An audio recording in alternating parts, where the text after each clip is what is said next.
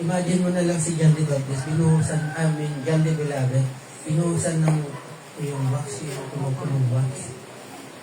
Pero nabuhay siya. So, mga itsura ng itinapon siya or in-exile siya doon sa island of Patmos. And ganun din yung the rest of the disciples, di ba? Si Thomas sa India, sinaksak siya ng spear, ng tabak. Hindi tabak, kasi lagi yung spear, yung pagtusok. Sibat, ayun.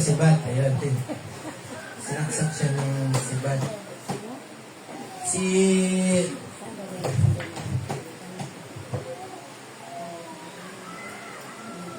Stephen, anong nangyari kay Stephen?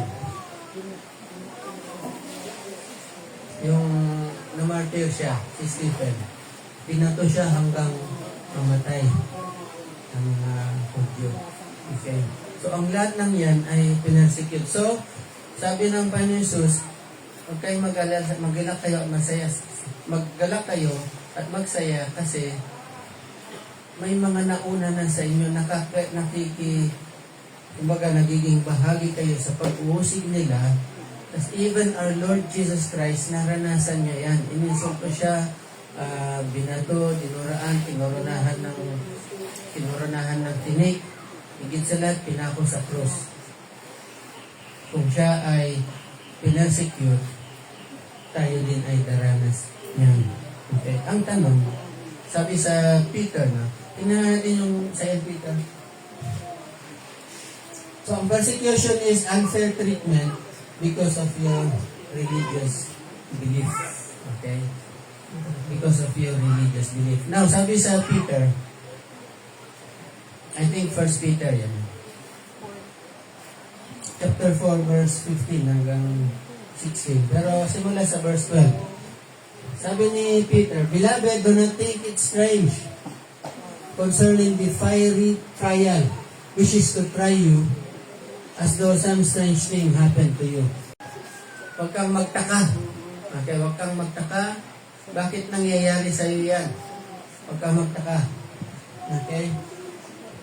But rejoice, magalak ka, to the extent that you partake of Christ's suffering. Magalak ka dahil nakikibahagi ka dun sa suffering ng ating Panginoon Jesus.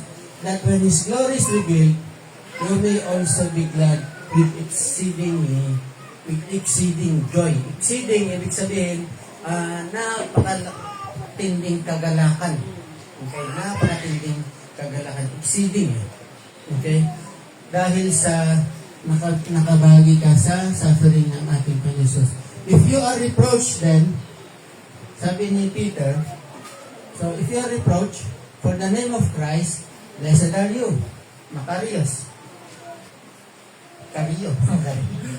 Makarios. Blessed are you. Mapalad ka kung ikaw ay nakakaranas niyan. Happy are you. For the Spirit of glory and of God rest upon you. On their part, He is blasphemed, but on your part, He is glorified. Nakita niyo yan? Pag pinipersecute ka, pag binibigyan ka ng hard time dahil Kristiyano ka, pag kumbaga tinatawanan ka, pinagsasabihan ka ng kung ano-ano sa Kapampangan, ay, instead na born again, ay, borborin yan. No? Diba?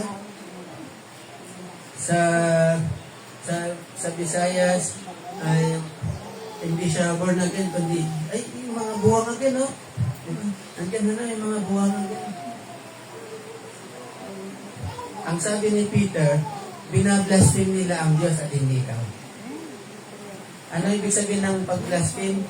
Kumbaga, sinisiraan nila ang pangalan ng Panginoon. Kasi nakadikit sa iyo, Christ Chan. Hindi siya Christ saka Chan, hindi yon. Christian. Okay, nakadikit sa iyo yung pangalan ng ating Panginoon Jesus. Kaya pag inalipusta ka, pinahirapan ka, binibigyan ka ng hard time dahil Kristiyano ka, maranasan mo yan sa trabaho, pati sa school, o sa kapitbahay, dahil Kristiyano ka, bibigyan ka nila ng hard time. Bakit kasi binibigyan kanila ng hard time? Sa tingin nyo? Ha? Dahil kakaiba yung galaw mo sa galaw nila. Yung sabihin mo, tara, shot na. Okay lang naman eh. Sige, thanks na lang. Diba? Bibigyan ka nilang hard time kasi iba yung buhay mo sa buhay nila na para bang pagkasama ka nila, para bang na-expose yung parang lumilitaw yung kanilang pagiging makasalanan. So, gagawa sila ng paraan para yung bang parang gumanti sa iyo. Yung, kasi nakuha niyo yung point na pagkasama ka nila, para bang nakakaramdam sila ng, parang ka na. Hindi naman yung out of place, hindi naman okay. Yung nakukonsensya, parang gano'n. Yung, ano yung ginagawa sa'yo? Gumagawa ko ng kodigo. Wala, masama yan. Yung gano'n. Ma-expose sila, pero para makaganti sila doon, papahirapan ka naman o gagawan ka ng mga hindi magagandang bagay. Kaya sabi ni Peter, huwag kayong mag-alala kasi binablaspheme nila ang Diyos. Pero sa inyo, pag ginagawan ka nila ng ganyan, nag-glorify naman ang Panginoon sa inyo.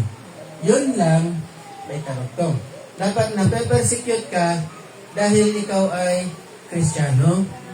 Nape-persecute ka dahil pinapangaral mo ang Ebanghelyo, pinapangaral mo ang mabuting balita. Okay? Pero, sabi niya, verse 15, ito naman sabi ni Peter, may kadugtong yan.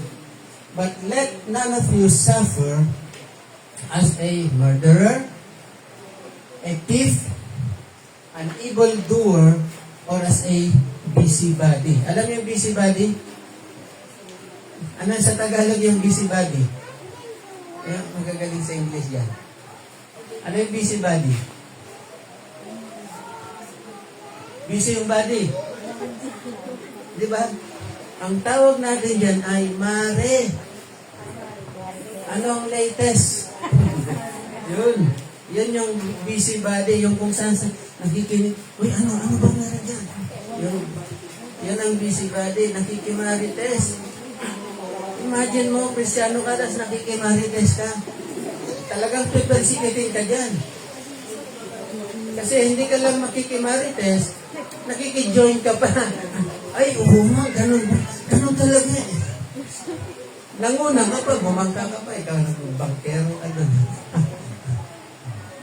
Talagang mape-persecute ka kung ikaw ay busybody. Kung ikaw ay gumagawa ng hindi maganda. Kung ikaw ay gumagawa ng hindi tama, tapos Kristiyano ka, asahan mo na ipe-persecute ka talaga. Pero hindi yan magbibigay ng glory sa Panginoon. Kasi kabaliktaran eh. Kabaliktaran. Pero kung pinipersecute ka, halimbawa ganito, meron mga grupo na, di ba, may dala silang speaker, may dalang mic. Doon sa palengke, magsisi na kayo sa inyong mga kasalanan. Malapit na dumating kayo doon. Maya-maya may mga umiikot. May dalang bag. May dalang bag. Tulog po, tulog. Tapos bigla silang pinigil ng mga authorities. Kasi nakaka-istorbo sila doon. Palengke, busy na lugar, di ba? May place para sa evangelism. Sabihin nila, ay, pinipersecute kami.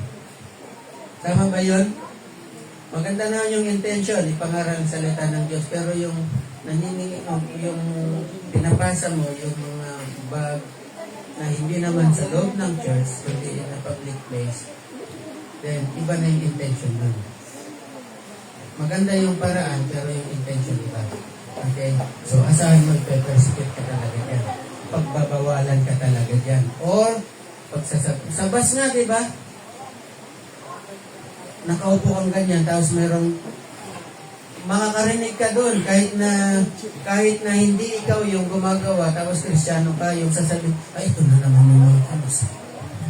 pera lang yan eh. Diba? Maririnig mo kahit nakaupo ka lang, hindi ikaw yon. Masasaktan ka pa rin kung Krisyano ka, diba? Pero sabihin nila, ay, pinipersecute kami. Hindi kayo pinipersecute. Mali yung paraan. Tama lang yung amin, mali yung intention. Mali yung lugar. So then, don't think na pinipersecute kayo, don't think na that gives glory to God. Hindi. Pero, kung pinapangaral mo yung salita ng Diyos, kumakatok ka, mas maganda pa nga magbahay-bahay eh. Tapos sasabihin ng may-aring bahay, ay, hindi namin kailangan yun. Nagkaroon. Umalis ka dito. Yun ang persecution. Yun yung mga nare-reject. Okay? Pag gano'n naman ay, ang naghihintay sa'yo ay glory. Ang naghihintay sa'yo ay magalak ka kasi may mga great reward. Hindi natin alam kung anong great reward yung tinatawag dito, pero asahan mo na may reward na naghihintay sa'yo sa langit. Okay? Bilang isang nakikibahagi sa persecution, sa pag-worship na naranasan natin mga nauna sa atin. Ang ating Panginoon, of course, ng mga apostles at ng ating mga church fathers. Sige tayo ito ngayon. Ang lahat ng ito, bagaman hindi siya yung normal na pag-uugali ng mga tao sa mundo, pero ikaw bilang isang Kristiyano, dapat taglay-taglay nito. Hindi isa lang. Hindi siya katulad ng spiritual gifts na at least meron kang isa doon. Hindi. Dapat ito ay package to. Dapat nakikita sa iyo ang lahat ng ito, pero nagsisimula from the inside at nakikita sa labas. Sige tayo na lang.